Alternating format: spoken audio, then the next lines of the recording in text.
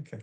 Module 4, bringing it all together and finding and extending your peace, harmony, and joy, living a life of significance. Bringing it all together and finding your peace, harmony, and joy. So reviewing the past 3 weeks, we talked about finding peace in what you love. Remember, through the compass of your heart. Remember, we talked about considering things, having an emotional inventory about the things that make you smile, that bring a sense of peace. Finding your peace in what you love, to sum that up. Finding harmony in what is true. And we talked about the triune brain, the perspective of the prefrontal cortex that brings understanding. So finding harmony in what is true understanding, that brings perspective, that brings forgiveness, that brings learning, that brings openness, that brings presence.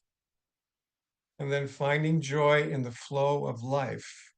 We talked about activity and rest. Laura mentioned about rest today, finding, actually knowing how to rest from the compass of heart with others. Now, just take this a little bit, expanding on this thought here, that there's a river of life always flowing, basically, before it even gets to our heart. But we need to be in position to receive it. There's always life flowing. And there's life, the music, they call it the music of the spheres, basically. That's animating us, but to have our heart open and positioned so we feel the invigoration of that and the flow of life. I have something more to expand in that respect on that. So your momentum in peace, harmony, and joy. So acknowledging your significance of peace, harmony, and joy. So each of us is so significant. Just to consider these things, how vital it is in today's world. That's an influence of peace, harmony, and joy is extended, and acknowledging our part we play in that. And then aligning with our significance, learning actually how to align with that moment by moment. And if we get challenged, we learn the skills of presencing practices, of heart-focused breathing we talked about. May I be safe, belong, understand, if that connected with you, if that opened something up as a presencing practice. Calibrating your flow state we talked about last session. And then I'm sure you have your own practices of what it takes and expanding on those, refining those so that when challenges come unexpected out of the blue, we're ready to meet that challenge, even though it might push us past our comfort zones. But we refine, we wax strong in that respect. And then increasing in our skills, and then establishing habits of health and flow, playing your part with others, having a sense of belonging. Again, as we play our part, extending that peace, harmony, and joy, we find like-minded. They talk about kindred spirits. We're kindred spirits, a sense of belonging together in that respect. And then increasing, actually, just back up a little bit. Increasing, extending peace, harmony, and joy.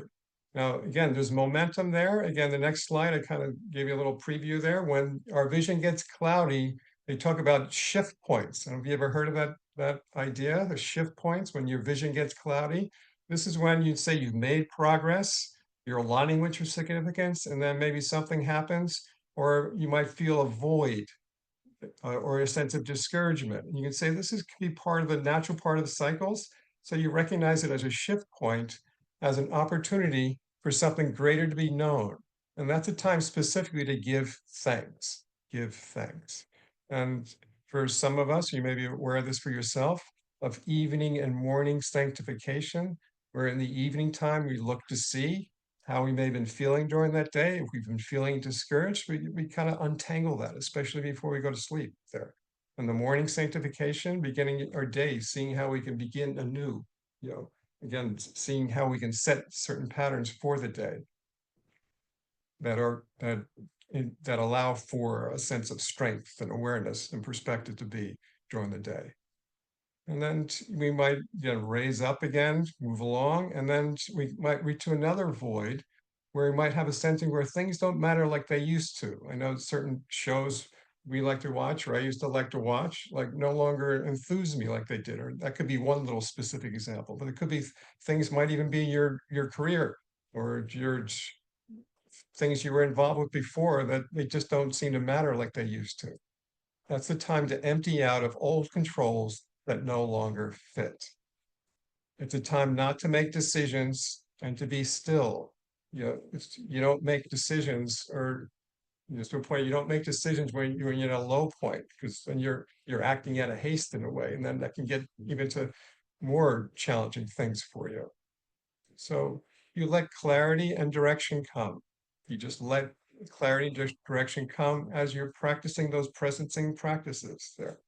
And then we might reach an epiphany. We reach a high point where, wow, I'm on top of the world. I know what's going on there. And we feel wonderful. And then there might be another lull point there within that epiphany there, another part of the cycle. And this is when we might think, we've got it made, we have a claim or whatever, but then something may displease us.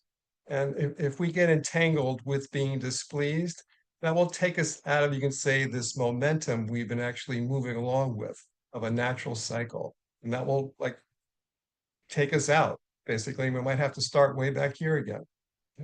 But then to recognize we continue in the ascending processes of life's peace, harmony, and joy.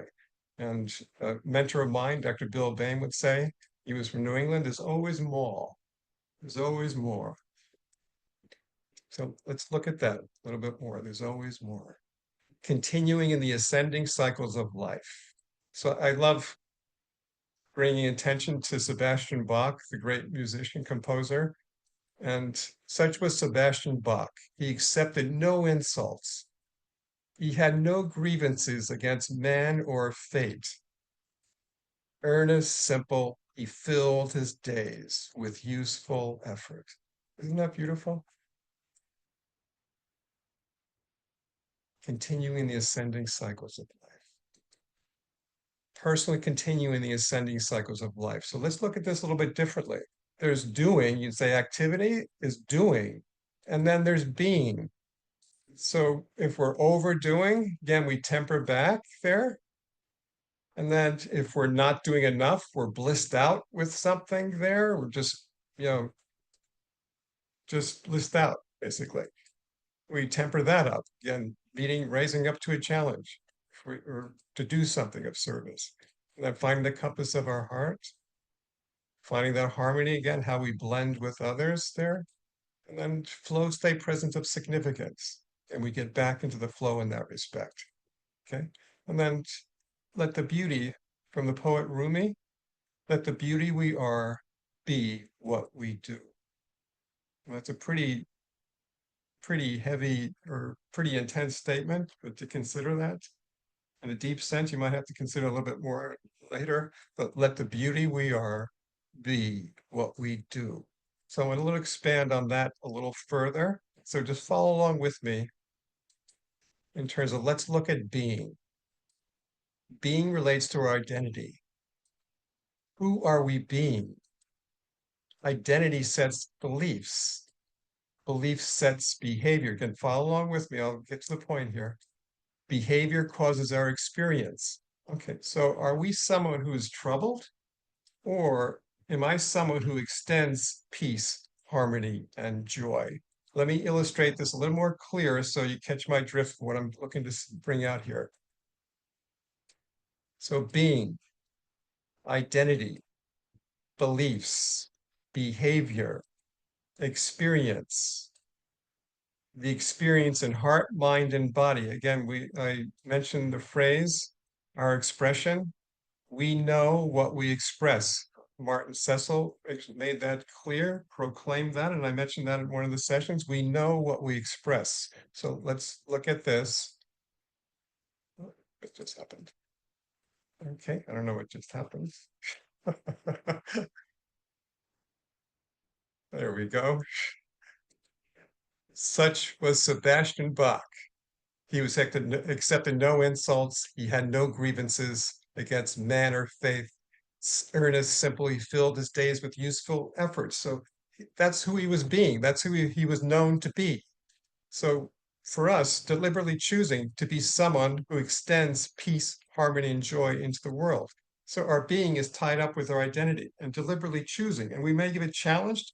There's times when we're challenged where we may not want to be peaceful, or we're feeling troubled, but not to identify with I am troubled, but identifying and going deeper.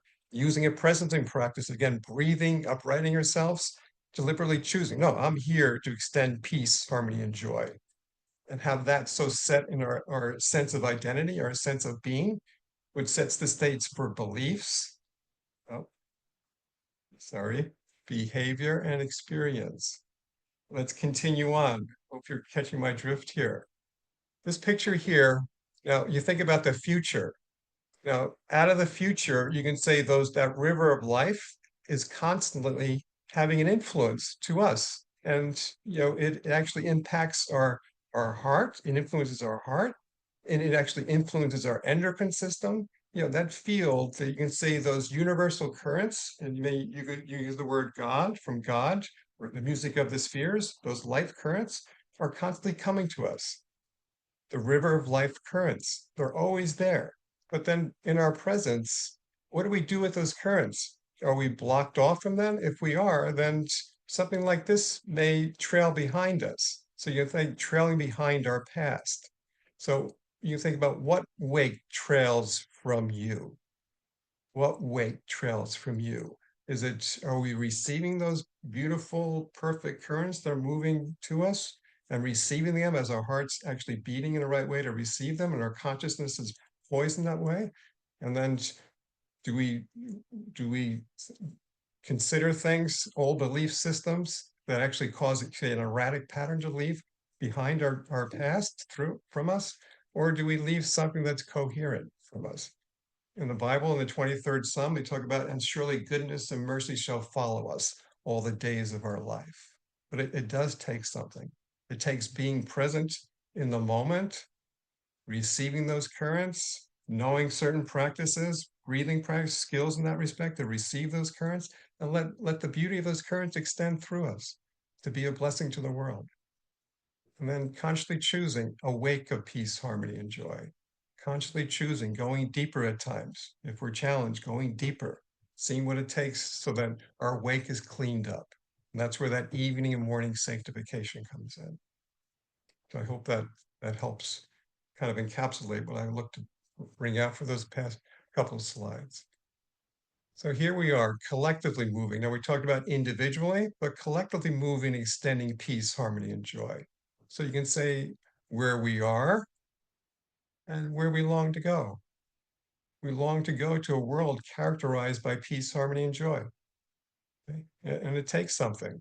Our reason for being, you'd say individually and collectively, can be a certain way articulated. Our reason for being is the moving in this direction for a world characterized with peace, harmony, and joy. In our first session, we talked about the idea of myth of the Garden of Eden, of actually realizing that there's actually archaeological evidence of that existing there, but to actually know it for ourselves, to actually get back to a place where we have that experience. But you can say there's a little bit of a tightrope here to move along together and then playing our part. But if we're playing our part, if we're doing our part individually, if we're taking this to heart, again, finding your peace, harmony, and joy so we can extend it. I'm looking to actually make a difference with this series of classes for ourselves and actually extend it out in the world and maybe doing some events with larger organizations there. But just to actually emphasize that individually, we want to go more than a tightrope. Right now, you can say the world's on a thread, a thread of disaster, basically. But if there's more of us establishing ourselves in peace, harmony, and joy, we build a bridge that's solid and sound and substantial. So this is what we're doing here. Collectively moving, extending in peace, harmony, and joy. Let's see how we can actually prove this out together. So bringing it all together, playing our part, meditation. So again, I think, again, there's a bit there to digest, but let's just take pause, as Laura said, take a moment of rest, and let's upright ourselves. If you're comfortable putting your left hand over your heart, your right hand over, righting your spine, feet flat on the floor, and just breathe. Just breathe. Notice your breathing.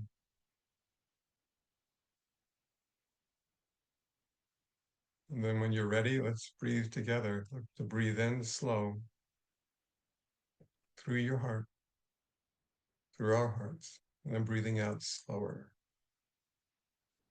and uprighting your spine. Breathing in slow and out slower.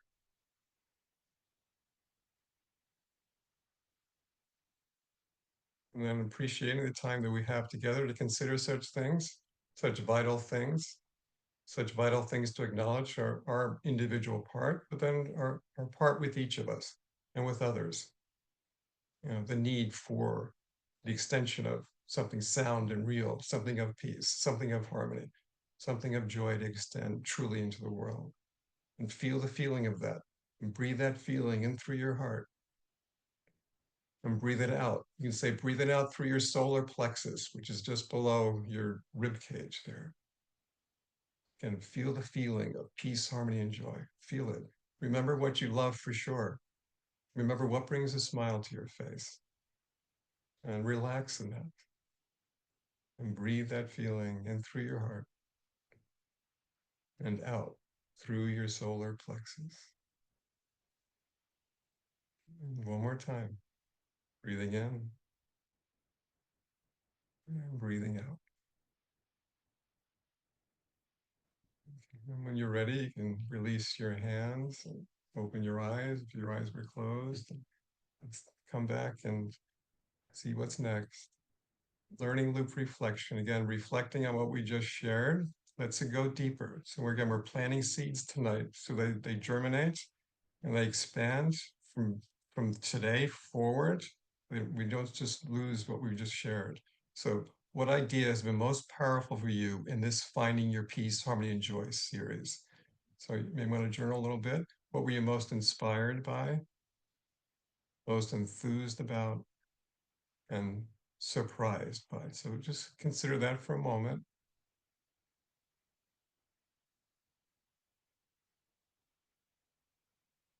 Put the screen back up there.